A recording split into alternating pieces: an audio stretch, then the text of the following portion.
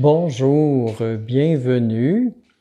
Alors, quand on s'est quitté en juin dernier, si je vais être honnête avec vous, je vous dirais que je ne savais pas si on aurait ou pas une deuxième saison. Parce que j'ai quand même fait 22 capsules différentes. Je me disais, les gens en lancer. Mais j'ai réalisé au cours de l'été qu'on avait eu jusqu'à probablement 3000 auditeurs. Fait que c'est quand même important comme public qui veulent entendre parler du café avec le curé. Puis j'ai eu beaucoup de demandes aussi pour mettre mes textes par écrit. Alors cet été, on en a profité, on a produit un livre, Un café avec le curé, qui sont les 22 premières rencontres. Et il est possible de s'en procurer. On a juste à appeler à la Croix-Glorieuse, à la paroisse, l'unité pastorale de la Croix-Glorieuse. Et on m'a même proposé de faire une tasse, un café avec le curé, qui est possible de se procurer, qui est celle qu'on utilise aujourd'hui. On va utiliser la tasse Un café avec le curé. Puis, vous voyez là en dos, Un café avec le curé. Puis, c'est ainsi qu'on repart à neuf, une deuxième saison. Alors, possible de se procurer le livre Un café avec le curé, mais possible aussi de se procurer d'autres livres. J'en ai juste un modèle, là, Une vision simplifiée des sacrements, qui sont des livres que j'ai écrits antérieurement, puis qui peuvent nous servir aussi. Alors, comme beaucoup de gens m'ont manifesté le désir d'avoir une nouvelle saison, bien, on part. Et l'entretien d'aujourd'hui, je pourrais l'appeler la joie de découvrir Dieu. On se posait la question, mais qui est Dieu? Alors, qui est Dieu? Puis je veux ensuite regarder les différents dons de l'Esprit Saint, parce que c'est des choses qui ne sont pas claires. Puis je pense que c'est important. Moi, je dis toujours, quand je fais un baptême, on ne devient pas enfant de Dieu en étant baptisé. On est enfant de Dieu dès notre naissance. Et au baptême, on reçoit les différents dons de Dieu, les dons de l'Esprit Saint. Puis ça, je m'inspire du pape Pie XI, qui n'a pas été très connu, parce qu'il a été pape, lui, entre les deux guerres mondiales. Puis la deuxième, puis en attendant, pendant la Deuxième Guerre mondiale. Et Pie XI est un homme extraordinaire qui, entre autres, est celui qui a parti tous les mouvements d'action catholique qui ont régénéré l'Église dans les années 40, 50, 1940, 1950. Puis Pie XI, c'est le pape qui a dit « c'est pas normal que les évêques à travers le monde soient tous des Européens ou des prêtres qui viennent de l'Amérique du Nord. Il faudrait que dans les pays latinos, que dans les pays d'Afrique, on ait nos propres évêques. » Et c'est le premier pape qui a ordonné 5 évêques africains. Ça a été le début d'une nouvelle ère dans l'Église auprès de ces communautés du sud du monde. Alors, je dis ça parce que Pie XI est dit, vous savez, le jour le plus important de ma vie, c'est pas le jour où je suis devenu pape, ni le jour de mon intronisation comme pape. Le jour le plus important de ma vie, c'est le jour de mon baptême. Parce qu'à notre baptême, on reçoit tous les dons de l'Esprit Saint. Puis c'est la vie qui fait qu'il y a des dons qu'on développe peut-être un peu plus que les autres. Alors, recevoir les dons de l'Esprit en cadeau. Là, je me suis demandé, qu'est-ce qu'on fait avec un cadeau? Là, ça me rappelle quand j'ai été ordonné prêtre. Alors, qu'est-ce qu'on donne à un prêtre en cadeau?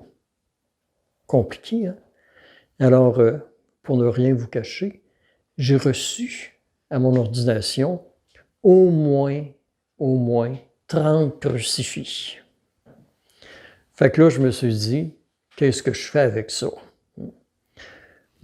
J'ai dit, je peux faire 3 choses. Je peux faire une collection de crucifix. Les mettre sur le mur, puis les regarder, puis en venir à oublier même que c'était des cadeaux. Je peux les remiser, les mettre dans un garde-robe, finir par les oublier, ou je peux les refiler à d'autres qui ont besoin de crucifix. Alors, il y en a d'autres, ça lui fera plaisir d'avoir des crucifix. Alors, il y a une autre chose aussi qu'on peut faire, c'est les utiliser. Alors, c'est un peu ça qu'on peut faire avec un cadeau. On peut essayer de les refiler à d'autres, les remiser, les mettre de côté, les oublier, ou tellement les utiliser qu'à un moment donné, on ne sait plus qu'au départ, c'était un cadeau. Je pense à un couple de jeunes mariés qui reçoivent, par exemple, en cadeau de noces, un grille-pain. 15 ans plus tard, quand le grille-pain est brisé, ils ne disent pas « C'est-tu triste que le grille-pain de ma tante Janine est brisé? Il faudrait en acheter un neuf. » Ils vont dire « Le grille-pain est brisé, puis on en achète un autre. » Alors, c'est un peu ce que le baptême nous invite à faire. Développer nos dons qu'on reçoit en cadeau. Puis, peut-être se le rappeler de temps en temps parce qu'on a oublié que c'est un cadeau. Alors, Dieu se donne à nous. Dieu se donne en cadeau. Mais j'entends une question. Qui est Dieu? Décrire Dieu, c'est risquer de l'abîmer, de le réduire. On n'a jamais fini de connaître Dieu.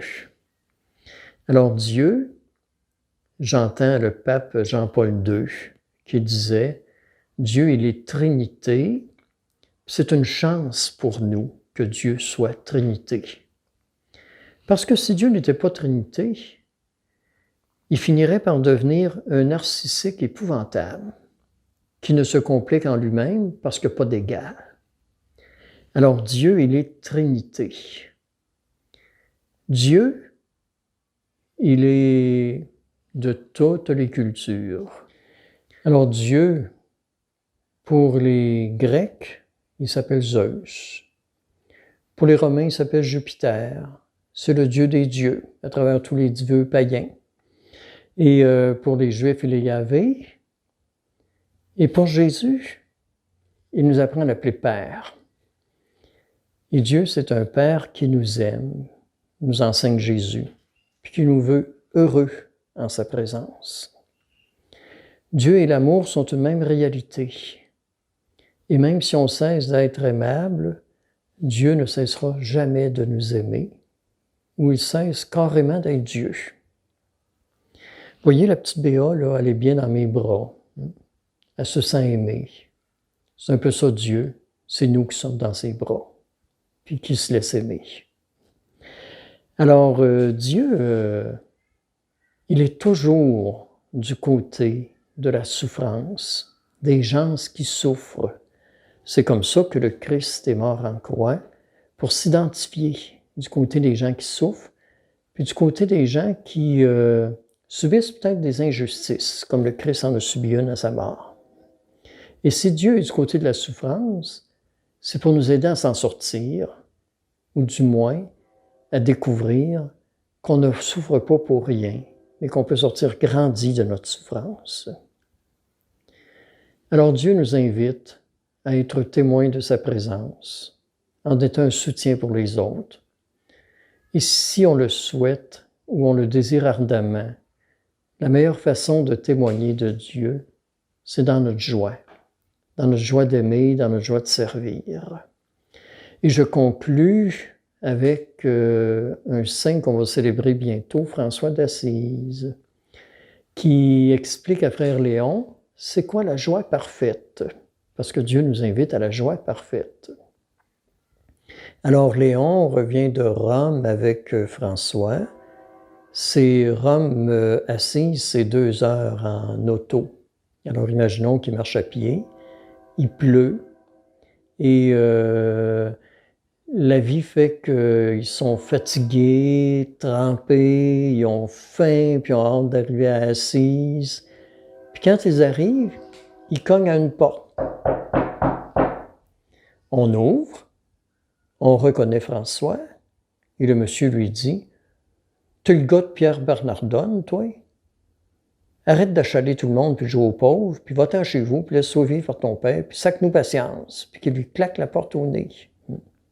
Cogne encore. « C'est encore toi? » Parce que François avait dit « La charité, s'il vous plaît. On a faim, on a soif, on est On est gelé, on veut se réchauffer. Je t'ai dit de ne pas me déranger, puis lui claque la porte au nez. Alors François dit à Léon, Léon, ça là, c'est le début de la joie parfaite. Alors, Léon ne comprend pas, c'est un peu masochiste. Il dit, qu'est-ce que tu veux dire? C'est quoi la joie parfaite? La joie parfaite, dit-il, c'est continuer d'aimer quelqu'un, puis d'espérer en cette personne-là, même si elle nous a déçus dans la vie. C'est redonner toujours une nouvelle chance à l'autre. Et c'est continuer d'aimer. Alors c'est ça Dieu. Dieu ne cessera jamais de nous aimer et Dieu ne cessera jamais de souhaiter le meilleur pour chacune d'entre nous. Alors interrogeons-nous pendant les prochains jours à savoir, est-ce que je suis révélateur de Dieu en aimant, sans condition, ou s'il m'arrive de trahir l'image de Dieu en entretenant de la rancune dans mon cœur, puis en me renotant toujours des choses que j'ai vécues qui ne m'ont pas rendu heureux. Notre source du bonheur, c'est d'apprendre à la manière de Dieu, à regarder en avant puis à pardonner en donnant par-dessus, même si l'autre n'a pas mérité. Alors, bonne semaine, puis au plaisir de se revoir pour un autre café avec le curé.